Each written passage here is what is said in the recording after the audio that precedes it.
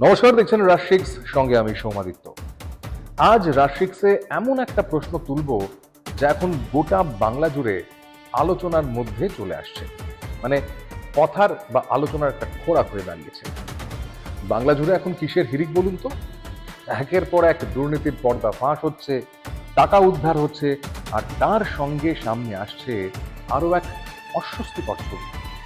তৃণমূল কংগ্রেসের কাউন্সিলরদের একাধিক ওয়ার্ড অফিসের অন্দর থেকে মিলছে খাট, এয়ার কন্ডিশনার, বালিশ, এমনকি গর্ভ নিরোধকের প্যাকেট। প্রশ্ন খুব স্বাভাবিকভাবেই উঠছে যে 15 বছরের শাসনের আড়ালে বাংলার কিছু জনসেবামূলক অফিস আসলে কিসে পরিণত হয়েছিল। আর সবচেয়ে যে বিষয়টা নজর কাটছে তা হলো প্রায় প্রতিটি ঘটনাতেই খাট যেন একটা কমন ফ্যাক্টর। শুরু করি বিধাননগর দিয়ে। 35 নম্বর ওয়ার্ড অফিস পরিদর্শনে গিয়ে খোদ বিধায়ক শারদ্বত মুখোপাধ্যায়ের চোখ কপালে উঠল। অফিসের ভেতরে একাধিক এসি, বিলাসবহুল সোফা, আর কাউন্সিলর জয়দেব নস্করের ঘরের ভিতরে প্রায় পূর্ণাঙ্গ বেডরুমের মতো ব্যবস্থা। আলমারিতে প্রয়োজনীয় ফাইলের বদলে কম্বল রয়েছে, রয়েছে ড্রেসিং টেবিল, রয়েছে গর্ভ নিরোধকের প্যাকেটও। সবচেয়ে বড় কথা, এই সব সামনে আসার পর থেকেই সংশ্লিষ্ট কাউন্সিলর অর্থাৎ জয়দেব বাবু কার্যত বেপাত্তা, খোঁজই পাওয়া যাচ্ছে না তার। এখন সল্টলেকবাসীর প্রশ্ন একটাই, সরকারি অফিসে এই ধরনের ব্যক্তিগত ব্যবস্থার প্রয়োজন কেন হচ্ছে? আমার হিংসে হচ্ছে দেখে। আমার অফিস রয়েছে এর প্রায় 1/4। আর কি করা যাবে, দেখতেই পাচ্ছেন তো 5খানা এসি রয়েছে। এ তো মানে মোটামুটি বিধানসভার মতো লেভেল। বিধানসভা স্পিকারের অফিস এর থেকে ছোট। সরকারি দপ্তরের মধ্যে শয়ন কক্ষ, সেখানে সোফা লাগানো রয়েছে, পুরো বেড রয়েছে, দেখছেন থাকে থাকে কতগুলো বালিশ আছে, কত কম্বল আছে, খালি ভাবুন। আমার বয়স হয়েছে, এই জিনিস দেখাও পাপ। এটুকু বললাম, এই জিনিস দেখাও পাপ। এবার বুঝতে পারলাম শয়নকক্ষ কেন। শুধু বিধাননগর নয়, মুকুন্দপুরের কথায় আসি, যেখানে কাউন্সিলর অনন্যা বন্দ্যোপাধ্যায়ের অফিসে তল্লাশির সময় মিলেছে নগদ টাকা এবং গর্ভ নিরোধকের প্যাকেট।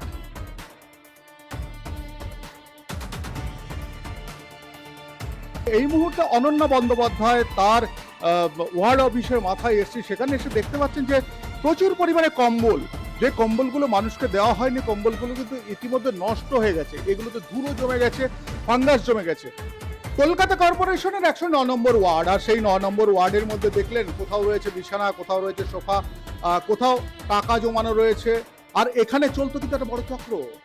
বাপ্পা দীপ্ত যদি অ্যারেস্ট হতে পারে, অনন্যা ব্যানার্জি এত দুর্নীতি থাকাকালীন সে কেন হতে পারবে না অ্যারেস্ট? দুর্নীতি, অনন্যা বন্দ্যোপাধ্যায়ের দুর্নীতি কতটা ছিল? প্রচুর ছিল, সন্ত্রাস চালাতো, জমি মাফিয়া ছিল উনি। 109 নম্বর ওয়ার্ডের জমি মাফিয়া, মানে জমি মাফিয়া বলতে গেলে এরকম ছিল, পুকুর ভরাট করা, যত দুর্নীতির কাজ সব কটা। বাড়িতে গিয়ে মেয়েদেরকে ঠেট দিত, একটা মেয়ে হয়ে মেয়েদেরকে ঠেট দিত। এখন অন্য বন্দ্যোপাধ্যায় পালিয়ে রয়েছে, কার মধ্যেও গ্রেপ্তার হচ্ছে না, সেটা নিয়ে আমাদের জ্বালা। আমাদের বন্ধুটাকে বারবার রিকোয়েস্ট করবো যে দাদা, এটা আপনার কেয়ারফুল ভাবে এটাকে দেখুন যে আমরা কি অবস্থায় আছি। আজকে আমরা কর্মী হয়ে, অ্যাক্টিভ কর্মী হয়ে আজকে আমরা কি অবস্থায় রয়েছি। উত্তর দমদম পুরসভার 23 নম্বর ওয়ার্ডেও সেই একই ছবি। স্থানীয়দের অভিযোগ, সরকারি ত্রাণের ত্রিপল আর কম্বল নাকি লুকিয়ে পাচার করা হচ্ছিল পৌরসভার গাড়িতে। ভেতরে যা পাওয়া গেল তা রীতিমতো চমকে দেওয়ার মতো। ত্রাণের সামগ্রীর পাশেই মিলল বিলাসবহুল বিছানা, মদের বোতল আর ওই গর্ভ নিরোধকের প্যাকেট। শুধু কি তৃণমূলের ওয়ার্ড অফিস, শিক্ষাকেন্দ্র ছাড় পায়নি। শহর কলকাতার অন্যতম ঐতিহ্যবাহী কলেজ সুরেন্দ্রনাথ কলেজের ইউনিয়ন রুমেও বেডরুমের সন্ধান পাওয়া গিয়েছিল। খাট, আলমারি থেকে গর্ভ নিরোধক কি নেই সেখানে? ছাত্র সংসদের আড়ালে শিক্ষাঙ্গনে এ কিসের প্রস্তুতি চলছিল? আমি আপনাদেরকে বলছি যে যতটুকু আপনারা দেখতে পাচ্ছেন সেটা টিপস অফ দ্য আইসবার্গও নয়, তার থেকেও ভয়ঙ্কর। আমি বলছি, এদের একটা বাৎসরিক অনুষ্ঠান হয় আমাদের বিভিন্ন কলেজে, যেমন নবীন বরণ হয় না, নবীন বরণের অ্যাকাউন্টে 1.5 কোটি টাকা আছে। কলেজগুলো থেকে কোটি কোটি টাকা প্রতি বছর এরা লুট করেছে। এই টাকাটা ভুলে গেছে, এই টাকাটা দিয়ে দিলে আপনি সবকিছু ছেড়ে দিতেন হয়তো। আর এর পেছনে পুরো মাথা সেটা হচ্ছে দাদা বৌদি, মানে বিরিয়ানি নয়, সুদীপ নয় না। এবং এই যে ফ্লোরটা ওপরে হয়েছে, এই ফ্লোরটা কমপ্লিটলি আনঅথরাইজড। স্বাভাবিকভাবেই প্রশ্ন উঠছে, জনসেবার নামে কি কোথাও অন্য কোনো কার্যকলাপ চলছিল?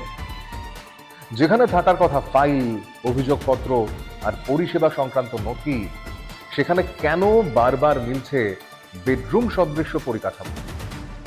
আরো উদ্বেগের বিষয়, যাদের এই প্রশ্নের উত্তর দেওয়ার কথা তাদের কেউ কোনো খোঁজ দিতে পারছেন না, হয় কেউ বেপাত্তা বা সম্পূর্ণ নীরব। এখন আর প্রশ্নটা বিচ্ছিন্ন ঘটনার মধ্যে সীমাবদ্ধ নেই। বিধাননগর, মুকুন্দপুর, কোচবিহার, বাঁকুড়া ভৌগোলিক দূরত্ব আলাদা হলেও অভিযোগের ধরন কিন্তু আশ্চর্যজনকভাবে এক। এটা কি নিছক কাকতালীয়, নাকি এর পিছনে রয়েছে আরো বড়, আরো গভীর কোনো অসুস্থ রাজনৈতিক সংস্কৃতি? দলের শীর্ষ নেতৃত্বের নীরবতাও নতুন প্রশ্ন তুলছে।